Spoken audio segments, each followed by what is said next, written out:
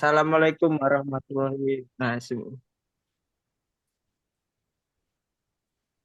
Assalamualaikum warahmatullahi wabarakatuh. Kami akan mempresentasikan hasil kerja kelompok kami. Perkenalkan, nama saya Muhammad Rafan Habibur Rahman dengan NIM 14122000129. Perkenalkan nama saya Novan Sakresna Yuda dengan NBI 155. Perkenalkan, nama saya Danang Ahmad Prayoga dengan NBI 141220003. Perkenalkan, nama saya Mat Bima Aditya, NBI 14122000142.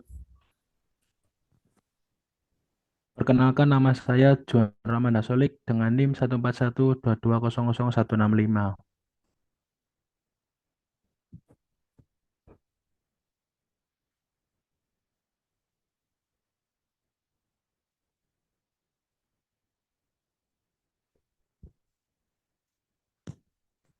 Yang pertama adalah jenis-jenis struktur organisasi.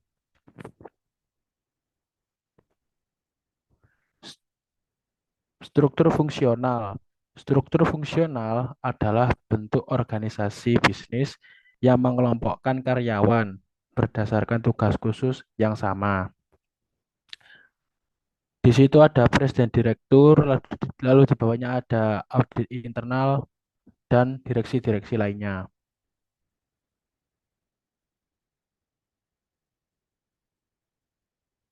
Divisi berbagai produk.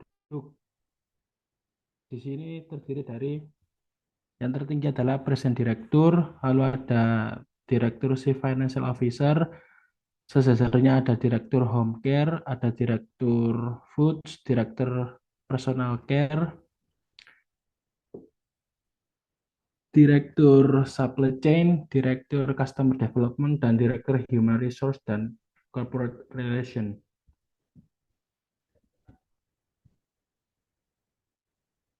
Next.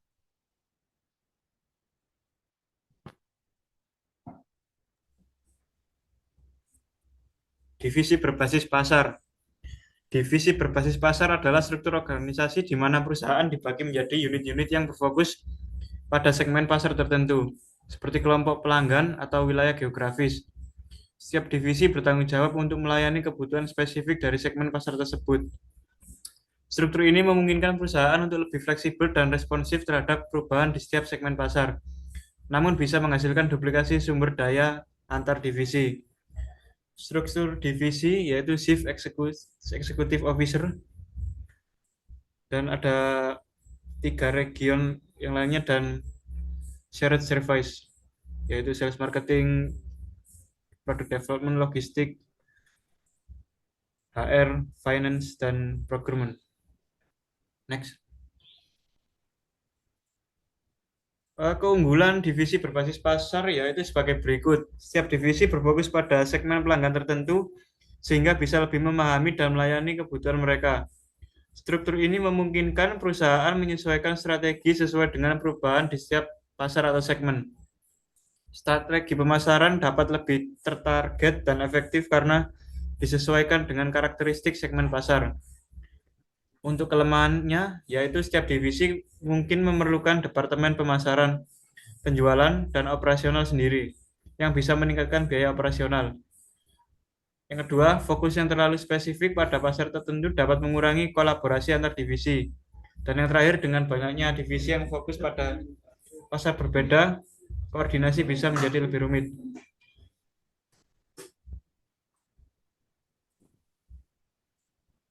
Untuk divisi geografis adalah struktur organisasi di mana perusahaan dibagi menjadi unit-unit atau divisi berdasarkan wilayah geografis, seperti negara, wilayah, atau kota. Setiap divisi bertanggung jawab atas operasi bisnis di wilayah tersebut, memungkinkan perusahaan untuk menyesuaikan strategi dan operasinya sesuai dengan kondisi lokal, seperti perbedaan budaya, preferensi, pelanggan, atau regulasi. Struktur ini membantu perusahaan merespon kebutuhan pasar lokal dengan lebih efektif, tetapi bisa meningkatkan biaya operasional karena adanya duplikasi fungsi di setiap wilayah. Ini untuk gambarnya yaitu di atasnya ada CEO North America Division dan yang di tengah ada EMEA Division dan yang paling kanan Asia Pacific Division. Ada setiap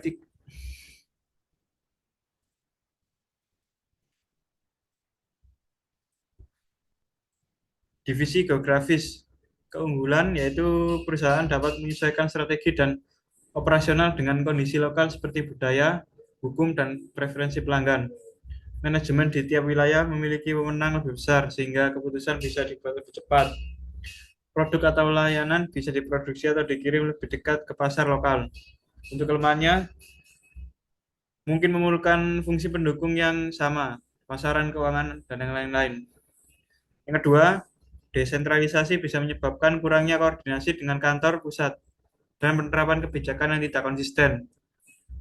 Yang terakhir, pemeliharaan banyak divisi di lokasi geografis berbeda dapat meningkatkan biaya operasional.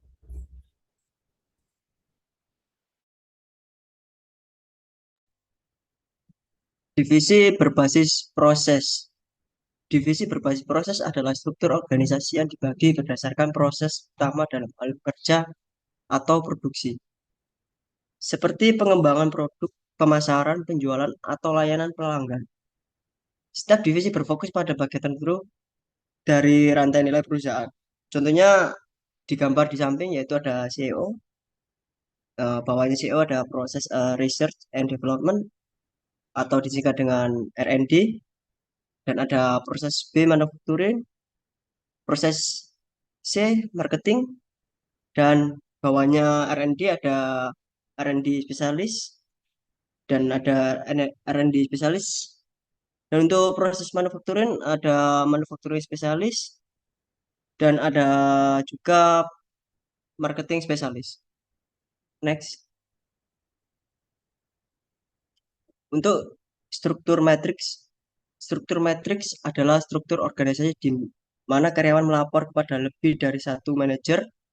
Biasanya melibatkan dua alur pelaporan, satu berdasarkan fungsi seperti pemasaran atau produksi, dan satu lagi berdasarkan proyek atau produk tertentu. Ini menciptakan jaringan manajerial di mana karyawan bekerja di berbagai tim lintas departemen. Untuk keunggulan struktur matriks termasuk fleksibilitas dan kolaborasi antar departemen. Kita bisa lihat gambar di samping yaitu ada ketua PJM, sekretaris PJM, staf pendukung, dan ada juga kepala bidang dan ada anggotanya dan staf. Dan untuk kepala bidang IM yaitu ada anggota, staf pendukung, dan kelompok auditor maaf. Dan kepala bidang akreditas nasional ada anggota, staf pendukung, dan kelompok asesor internal. Dan kepala bidang akreditas sertifikasi internasional ada anggota, staf pendukung, dan kelompok asesor internal. Dan kepala bidang pelayanan mutu ada anggota dan staf pendukung.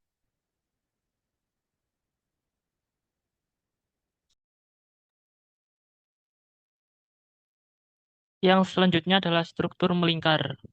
Struktur melingkar adalah struktur organisasi di mana pengambilan keputusan dan aliran komunikasi didesain dalam bentuk lingkaran atau jaringan, bukan hierarki tradisional yang vertikal.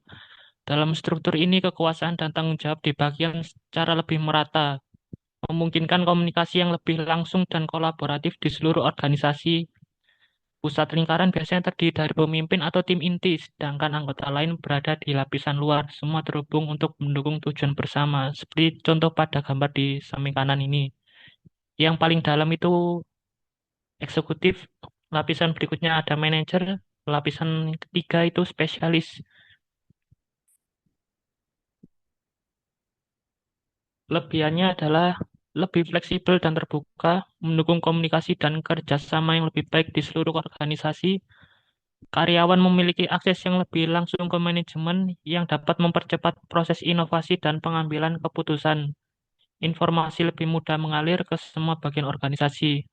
Untuk kelemahannya, karena struktur ini kurang hierarkis, bisa terjadi kebingungan terkait siapa yang bertanggung jawab atas apa. Struktur ini lebih cocok untuk organisasi kecil atau menengah.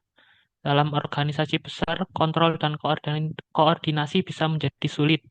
Tanpa hierarki yang jelas, tanggung jawab dan stabilitas bisa menjadi kabur. Berikutnya ada struktur datar. Struktur datar memiliki sedikit atau tidak ada tingkatan manajemen di antara staf dan manajer. Dalam struktur ini, hierarki lebih sederhana dengan jumlah lapisan manajemen yang minimal. Tujuannya adalah mempercepat proses pengambilan keputusan, meningkatkan komunikasi langsung, dan memberi karyawan lebih banyak otonomi serta tanggung jawab. Struktur datar sering digunakan oleh perusahaan kecil atau perusahaan teknologi yang dinamis, meskipun bisa menjadi kurang efektif dalam organisasi yang lebih besar karena kesulitan dalam mengelola banyak karyawan langsung oleh sedikit manajer. Contohnya seperti gambar di atas, paling atas adalah direktur, kemudian di bawahnya ada finansial, marketing, purchasing, dan production staff.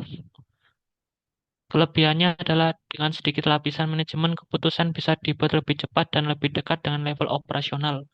Karyawan memiliki lebih banyak otonomi dan keterlibatan dalam proses pengambilan keputusan. Kemudian karena ada lebih sedikit lapisan manajemen, biaya operasional yang terkait dengan pengawasan dapat berkurang. Untuk kekurangannya, karyawan mungkin merasa terbatas dalam pengembangan karir karena sedikitnya jenjang hierarki.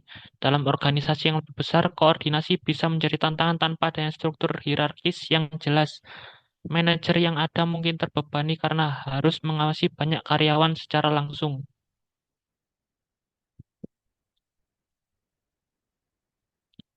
Selanjutnya adalah analisa pada industri PT Unilever.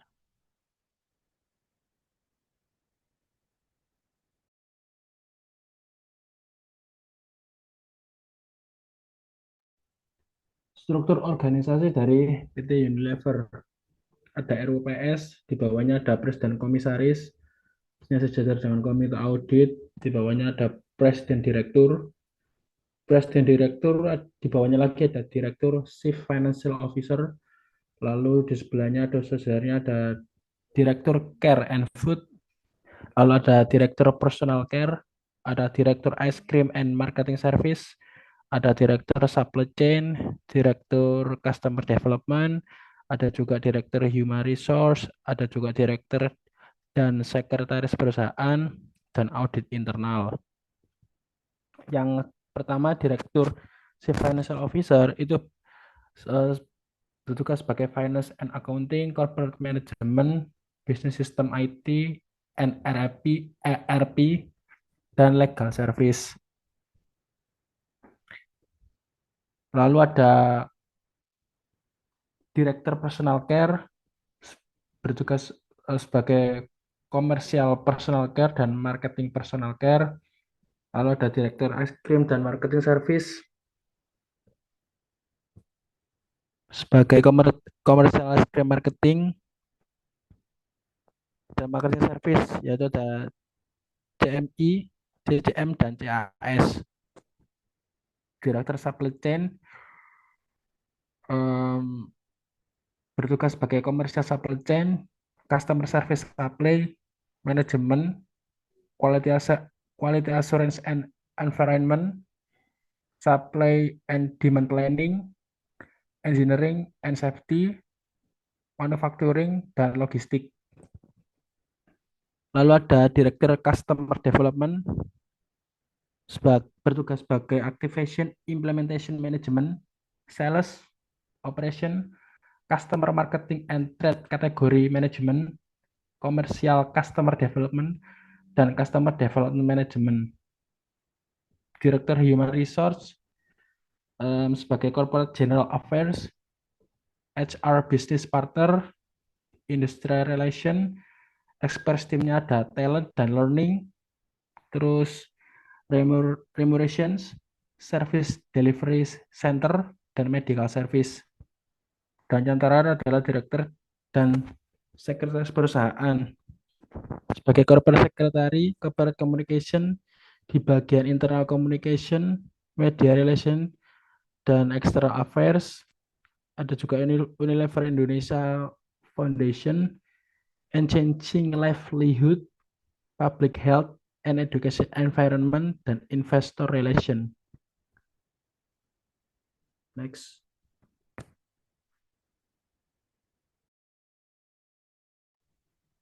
Perilaku organisasi. Perilaku organisasi DPT Unilever Indonesia melibatkan berbagai faktor yang mempengaruhi kinerja karyawan dan operasi perusahaan secara keseluruhan. Beberapa elemen penting dalam perilaku organisasi yang berdampak pada kinerja karyawan di PT Unilever meliputi satu, yaitu kemampuan dan keterampilan karyawan. Diharapkan memiliki kemampuan teknis, sosial, dan konseptual.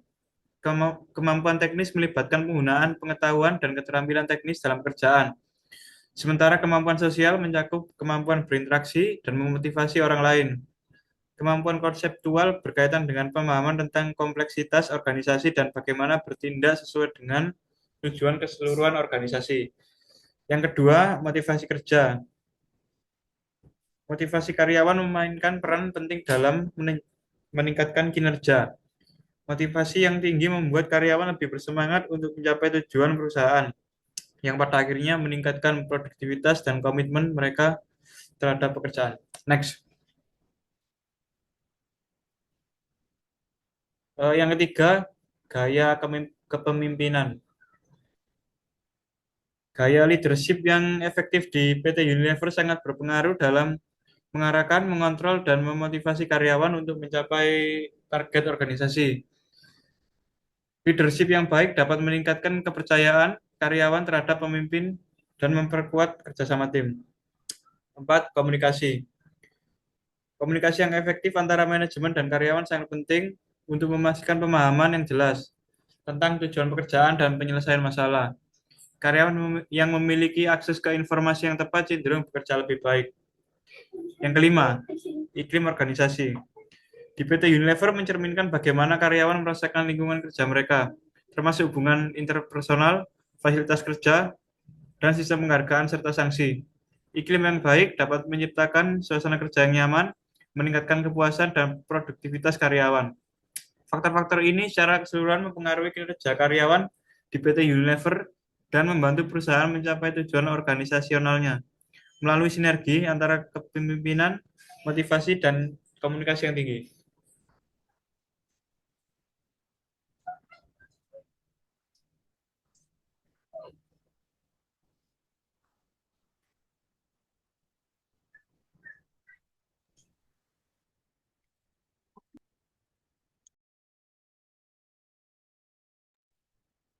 Budaya organisasi. Berikut adalah budaya organisasi pada PT Unilever, yaitu ada 6 budaya. Yang pertama, memiliki hierarki organisasi yang jelas dan tanggung jawab. Masing-masing tugas dipegang oleh tenaga ahli dan pakar di berbagai daerah karena wilayah geografis. 2. Suasana kantor terkesan antik dan anggun, serius dan seragam yang rapi, suasana hening dengan irama klasik.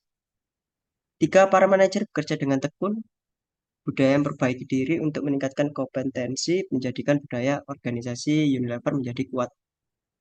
4. Ruang rapat yang tersusun formal, rapi, bersih, dan anggun. Penciptaan suasana kerjaan yang mendorong kinerja karyawan lebih baik. 5. Suasana rapat jarang terjadi konfrontasi langsung, namun digunakan sebagai sarana pemberitahuan keputusan perusahaan dan informasi-informasi. Yang terakhir, keenam, budaya hidup sehat dengan fasilitas kesejahteraan karyawan. Di antaranya adalah ruang penitipan bayi, nursery room, dan sarana olahraga, yaitu gym.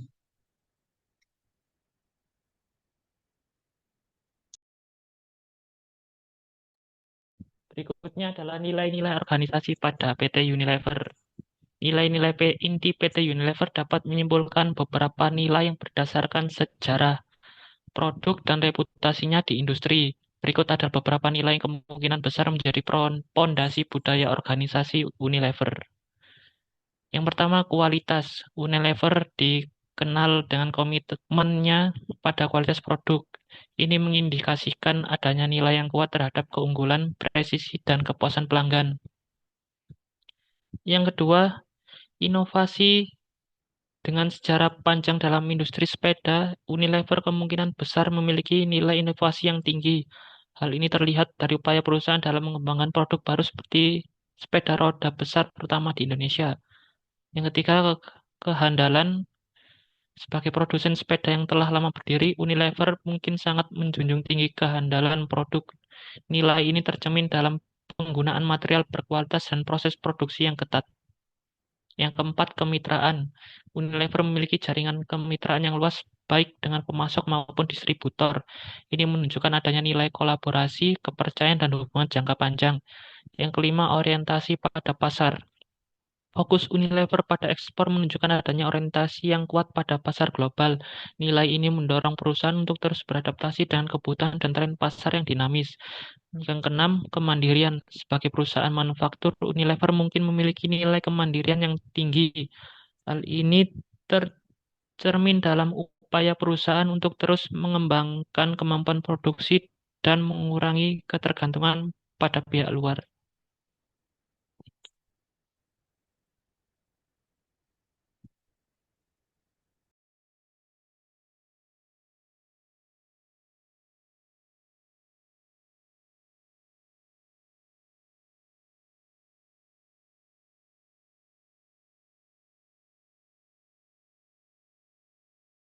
Sekian presentasi yang dapat kami sampaikan. Bila ada kurang dan salahnya, mohon maaf sebesar-besarnya. Wassalamualaikum warahmatullahi wabarakatuh.